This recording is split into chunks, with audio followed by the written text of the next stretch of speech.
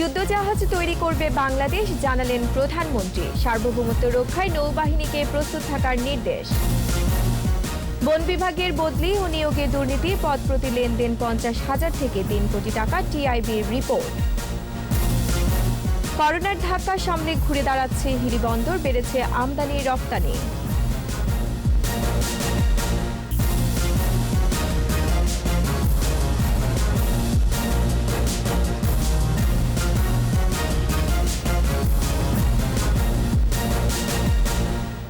শুনছিলেন first security ইসলামী bank limited সংবাদ শিরোনাম। আমন্ত্রণ জানাচ্ছি 21 দেশের সংবাদে, সাথে আছি আমি রোমানা আমিন।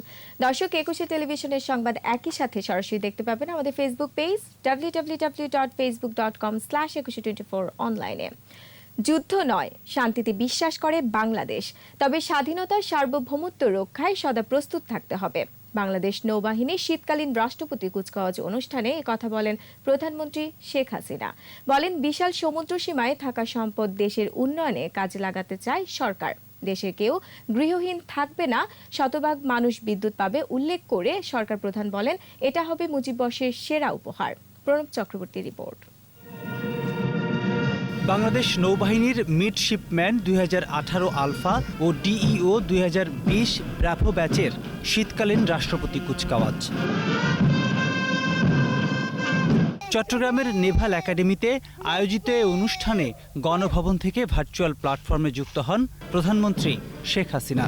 এ সময় অনুষ্ঠিত কুচকাওয়াজে সালাম গ্রহণ করেন প্রধানমন্ত্রী। এ কোর্সে কৃতিত্ব অর্জনকারী কর্মকর্তাদের প্রধানমন্ত্রীর পক্ষে স্বর্ণপদক ও সোর্ড অব অনার তুলে দেন নৌবাহিনী প্রধান অ্যাডমিরাল এম শাহিন ইকবাল। দিক নির্দেশনামূলক বক্তব্যে প্রধানমন্ত্রী বলেন, 27টি যুদ্ধজাহাজ এবং 2টি সাবমেরিন নিয়ে বাংলাদেশ নৌবাহিনী এখন ত্রিমাত্রিক বাহিনীতে পরিণত হয়েছে। নিজস্ব শিপইয়ার্ডে তৈরি হবে যুদ্ধজাহাজ, তবে কারো সাথে বৈরিতা নয়, এ নীতিতেই চলবে বাংলাদেশ। কিন্তু কারোর সঙ্গে যুদ্ধ নয়, সকলের সাথে বন্ধুত্ব, কারোর সাথে বৈরিতা নয়।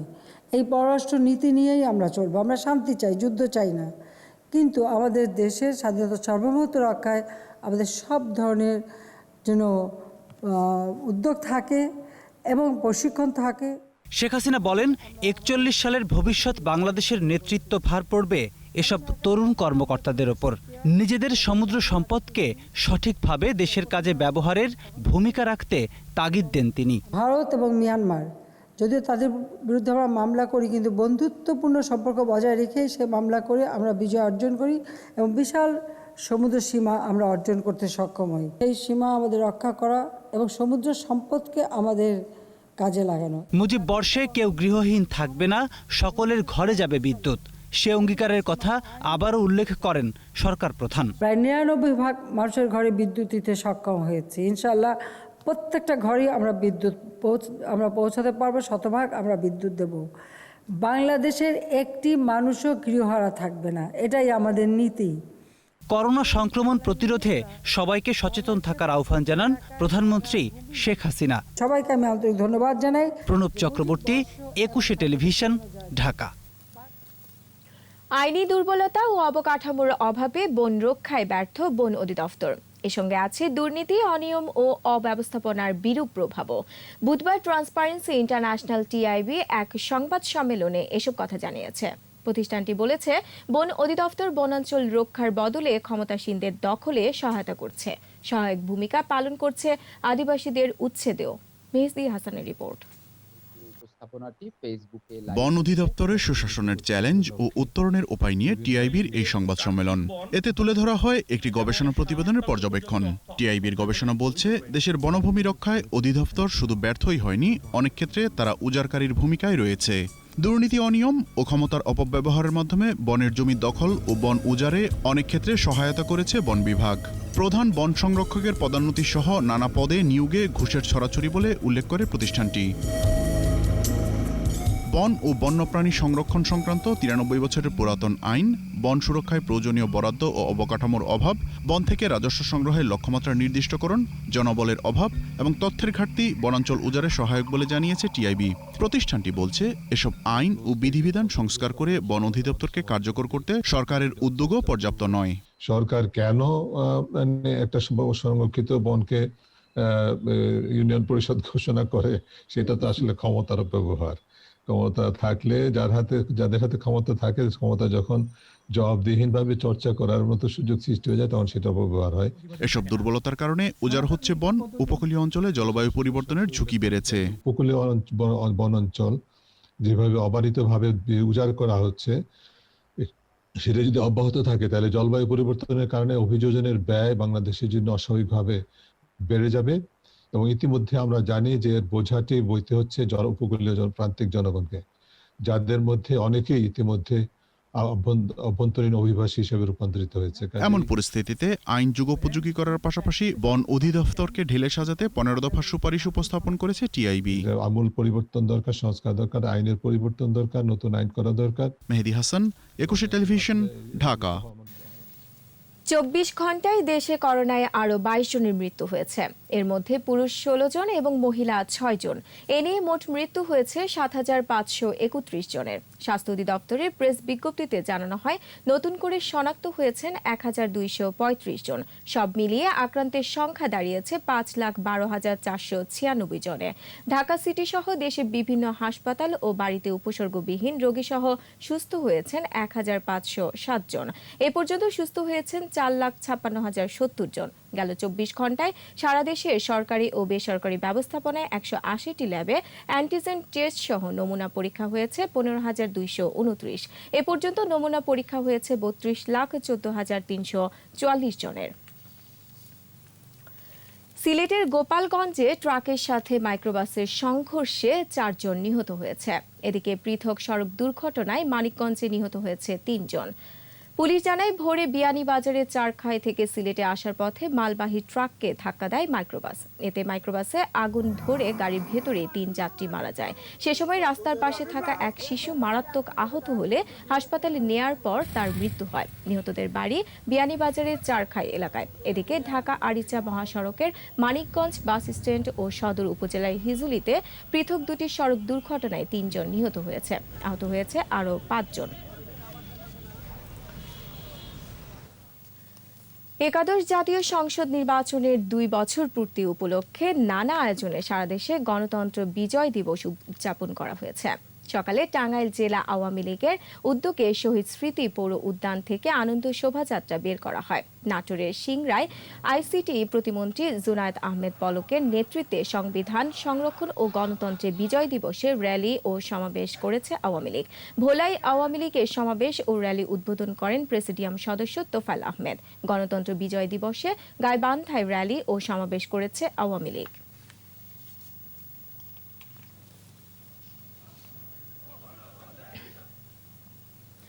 30 ডিসেম্বর দেশের বিভিন্ন স্থানে কালো দিবস পালন করেছে বিএনপি ও বাম গণতান্ত্রিক জোট সহ কয়েকটি সংগঠন। দিনটি উপলক্ষে গাইবান্ধায় কালো পতাকা মিছিল ও র্যালি অনুষ্ঠিত হয়। হিলিতে বিক্ষোভ সমাবেশের মধ্য দিয়ে গণতন্ত্র হত্যা দিবস পালন করেছে বাংলাদেশ জাতীয়তাবাদী দল বিএনপি। একাদশ জাতীয় সংসদ নির্বাচন বাতিল ও পুনর্নির্বাচনের দাবিতে বরিশালে বিক্ষোভ সমাবেশ করেছে মহানগর বিএনপি। কালো পতাকা মিছিল ও সমাবেশ করেছে বাম গণতান্ত্রিক জোট।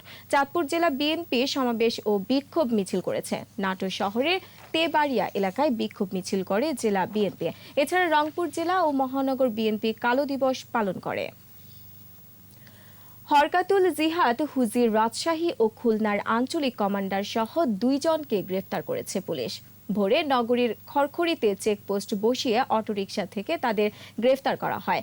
দুপুরে মহানগর পুলিশের সদর দফতরে সাংবাদিকদের সামনে তাদের হাজির করা হয়। পরে সংবাদ সম্মেলনে পুলিশ জানায়, কারাগারে থাকা হুজি নেতা আতিকুল্লাহ ওরফে জুলফিকারের নির্দেশনায় দুবাই ও মধ্যপ্রাচ্য থেকে অর্থ এনে সংগঠন গতিশীল করতে তৎপর হয় মুফতি ইব্রাহিম খলিল ও আব্দুল আজিজ।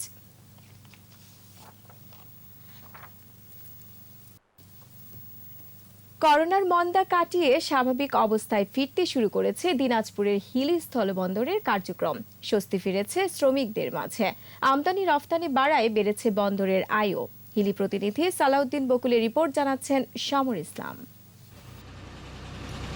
করোনা পরিস্থিতিতে গত ২৬ মার্চ বন্দর দিয়ে আমদানি রপ্তানি কার্যক্রম বন্ধ হয়। ২.৫ মাস সম্পূর্ণ বন্ধ থাকার পর ৮ জুন স্বাস্থ্যবিধি মেনে সীমিত পরিসরে শুরু হয় কার্যক্রম। এরই মধ্যে দেশের বিভিন্ন উন্নয়ন কর্মকাণ্ড চালু হওয়ায় পাথরসহ বিভিন্ন পণ্য আমদানির পরিমাণ বেড়েছে। এতে আমদানিকারক ও C&F এজেন্টদের মাঝে ফিরে এসেছে কর্মচাঞ্চল্য। করোনার টাইমে কাজ কাম ছিল না, কোনো রকম পানামায় দিয়েছিল অ্যাক্টিভ খাবার জন্য। কাজ কাম হচ্ছে, আমরা 10 টাকা হলেও পাচ্ছি, আমাদের সংসার ভালোভাবে চলতেছে। মেগা প্রজেক্টের যে কাজগুলো, সেখানে পাথর সরবরাহ আমাদের হিলি বন্দর দিয়ে বেশিরভাগ আমরা সরবরাহ করে থাকি। এর ফলে হিলি বন্দরের আমদানি রপ্তানি আবার বৃদ্ধি পেয়েছে। বন্দর কর্তৃপক্ষ জানায় আগে 130 থেকে 150 ট্রাক পণ্য আমদানি হলেও এখন বেড়ে দাঁড়িয়েছে 200 থেকে 220টি। এই আমদানি বৃদ্ধির কারণে সরকার রাজস্ব বৃদ্ধি পেয়েছে, পানামা হিলি স্থলবন্দরের দৈনন্দিন আয়ও বৃদ্ধি পেয়েছে, শ্রমিকরা উৎফুল্ল। বেড়েছে রাজস্ব আদায়ও। জুলাই থেকে নভেম্বর পর্যন্ত 80 কোটি 31 লাখ টাকা লক্ষ্যমাত্রার বিপরীতে আহরণ হয়েছে 130 কোটি 5 লাখ টাকা। আশা করছি আমরা যেভাবে নিয়ন্ত্রণ পরিচালনা করছি তাতে আমদানি হয়তো আরও বাড়বে এবং সেটা এই অর্থবছর শেষে আমরা রাজস্ব পরিমাণ লক্ষ্যমাত্রা বলেন বা বিগত বছরের চেয়ে আরও বাড়বে বলে আমরা আশা করছি। বন্দরের সড়ক সহ অবকাঠামোগত উন্নয়ন করা হলে রাজস্ব আহরণের পরিমাণ আরও বাড়বে বলে মনে করছেন সংশ্লিষ্টরা। Samar Islam, 21 television. No mask no service বিধি মেনে চলুন, সুস্থ থাকুন। নিচ্ছে বিরতি, যখন ফিরছি তখন অন্যান্য খবরের সঙ্গে আরও থাকবে। শৈত্যপ্রবাহে উত্তর ও পশ্চিমাঞ্চলের বিপর্যস্ত জনজীবন, ঘন কুয়াশায় ফসলের ক্ষতি। রংপুরে প্রতিবন্ধী নাজমুল হত্যার ঘটনায় কনস্টেবল হাসান 4 দিনের রিমান্ডে।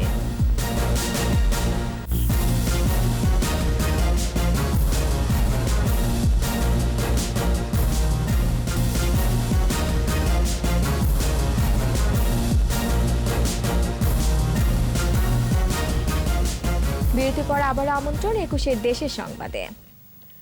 দেশের বেশিরভাগ এলাকায় বইতে শুরু করেছে শৈত্যপ্রবাহ। দিনে কুয়াশা কিছুটা কমলেও কনকনে বাতাসে তীব্র শীত অনুভূত হচ্ছে।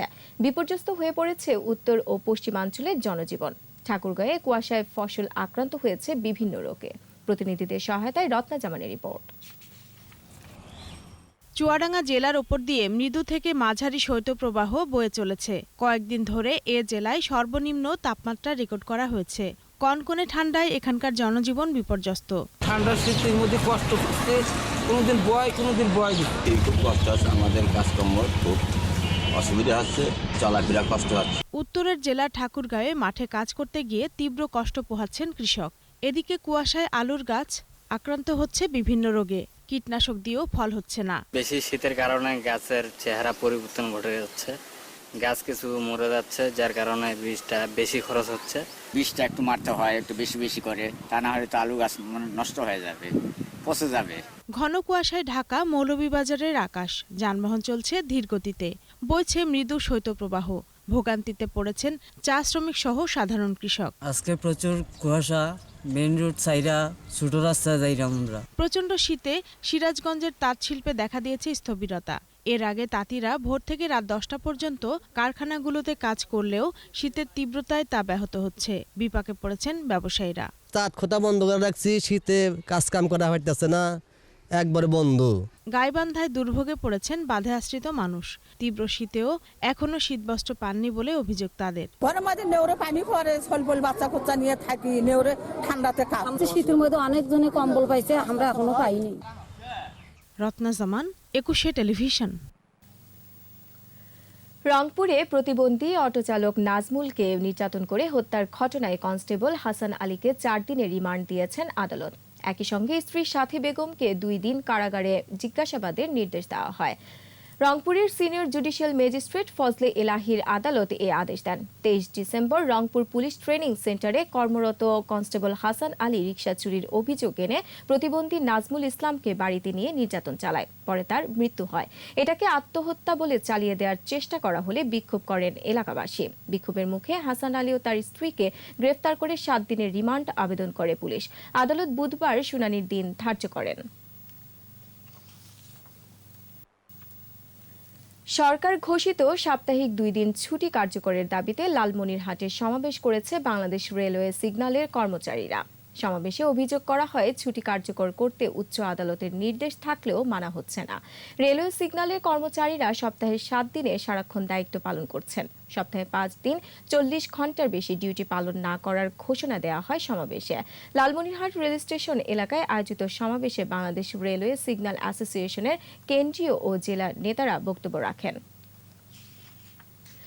যশোর জেলা আইনজীবী সমিতির নবনির্বাচিত নেতাদের সংবর্ধনা দিয়েছে বঙ্গবন্ধু আইন ছাত্র পরিষদ।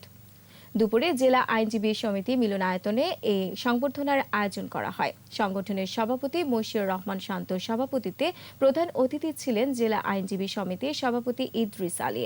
মুজিব বর্ষ শীর্ষক আলোচনা সভা শেষে নবনির্বাচিত সভাপতি কাজী ফরিদুল ইসলাম ও সাধারণ সম্পাদক শাহানুর আলম শাহিন সহ কমিটির নেতাদের সংবর্ধনা ক্রেস্ট ও পুষ্পস্তবক দেওয়া হয়।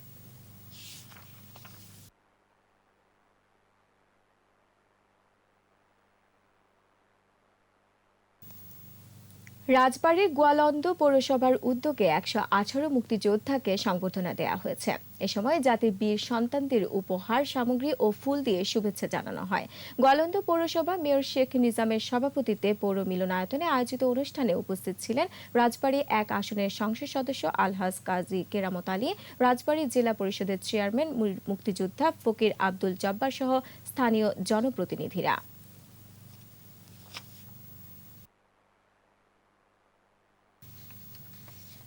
এ পর্যায়ে চট্টগ্রাম সংবাদ।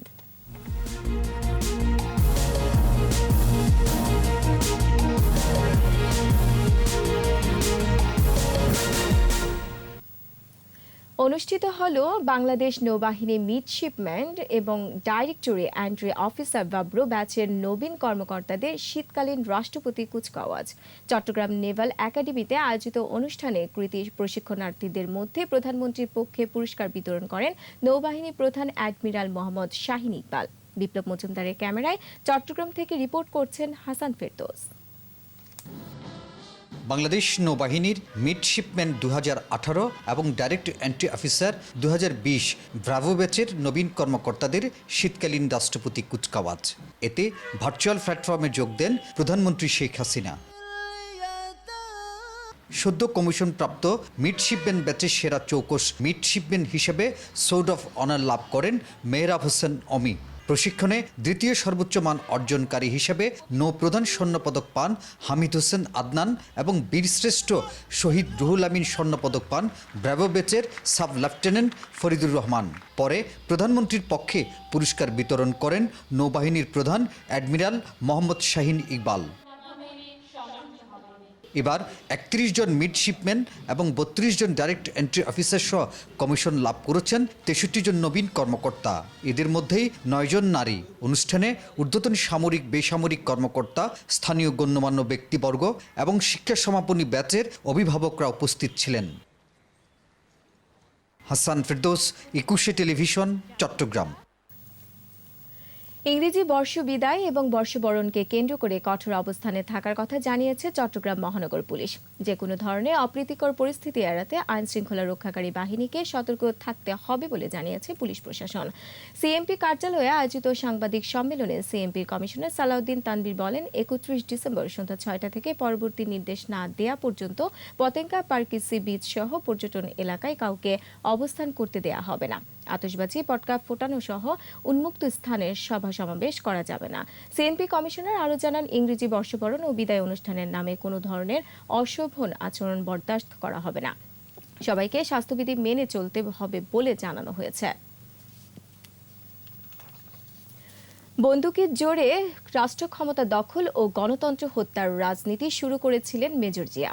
আর 15 ফেব্রুয়ারি মার্কা নির্বাচন দিয়ে জনগণের তোপের মুখে খালেদা জিয়া ক্ষমতা ছাড়তে বাধ্য হন বলে মন্তব্য করেছেন চট্টগ্রাম দক্ষিণ জেলা আওয়ামী লীগের সভাপতি মুসলিম উদ্দিন আহমেদ। চট্টগ্রাম প্রেস ক্লাব হলে গণতন্ত্রের বিজয় দিবস পালন উপলক্ষে আয়োজিত সভায় তিনি আরও বলেন, বঙ্গবন্ধুর যোগ্য কন্যা শেখ হাসিনার সাহসী নেতৃত্বে বাংলাদেশ উন্নয়ন ও অগ্রযাত্রায় এগিয়ে চলেছে। উন্নয়নের ছোঁয়ায় বদলে যাচ্ছে বাংলাদেশের প্রত্যন্ত অঞ্চল। এ সময় অন্যান্যের মধ্যে বক্তব্য রাখেন চট্টগ্রাম দক্ষিণ জেলা আওয়ামী লীগ সাধারণ সম্পাদক মফিজুর রহমান, সহ সভাপতি ইদ্রিস এবং আবুল কালাম চৌধুরী।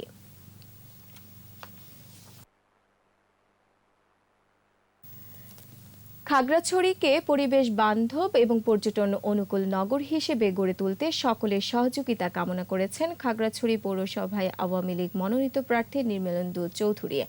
রিটার্নিং কার্যালয় থেকে প্রতীক পাওয়ার পর খাগড়াছড়ি জেলা আওয়ামী লীগ কার্যালয়ে সাংবাদিকদের সাথে মতবিনিময়ে তিনি এই আহ্বান জানান। এ সময় তিনি খাগড়াছড়ি পৌরসভার বর্তমান মেয়র রফিকুল আলম আওয়ামী লীগের বিদ্রোহী প্রার্থী হওয়ায় ক্ষোভ প্রকাশ করে বলেন, প্রধানমন্ত্রী শেখ হাসিনার সিদ্ধান্ত অগ্রাহ্য করে স্বতন্ত্র প্রার্থী হওয়ার খেসারত তাকে দিতে হবে। এছাড়া মেয়র নির্বাচিত হলে রফিকুল আলমের অনিয়ম দুর্নীতির তদন্ত করারও প্রতিশ্রুতি দেন তিনি। শীতার্ত মানুষের সহায়তায় সমাজে বিত্তবানদের এগিয়ে আসার আহ্বান জানিয়েছেন চট্টগ্রাম মহানগর আওয়ামী লীগের বন ও পরিবেশ বিষয়ক সম্পাদক মশিউর রহমান চৌধুরী।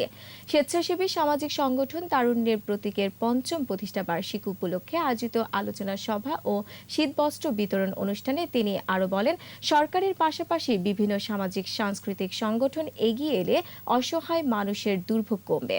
পরে দুস্থ ও প্রতিবন্ধীদের মধ্যে শীতবস্ত্র বিতরণ করা হয়।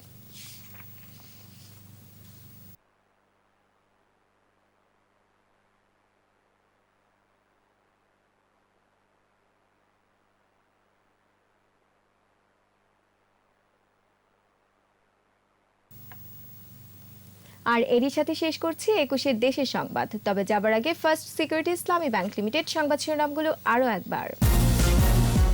যুদ্ধজাহাজ তৈরি করবে বাংলাদেশ, জানালেন প্রধানমন্ত্রী। সার্বভৌমত্ব রক্ষায় নৌবাহিনীকে প্রস্তুত থাকার নির্দেশ। বন বিভাগের বদলি ও নিয়োগে দুর্নীতি, পদপ্রতি লেনদেন ৫০,০০০ থেকে ৩ কোটি টাকা, টিআইবির রিপোর্ট। করোনার ধাক্কা সামলে ঘুরে দাঁড়াচ্ছে হিলি বন্দর, বেড়েছে আমদানি রপ্তানি।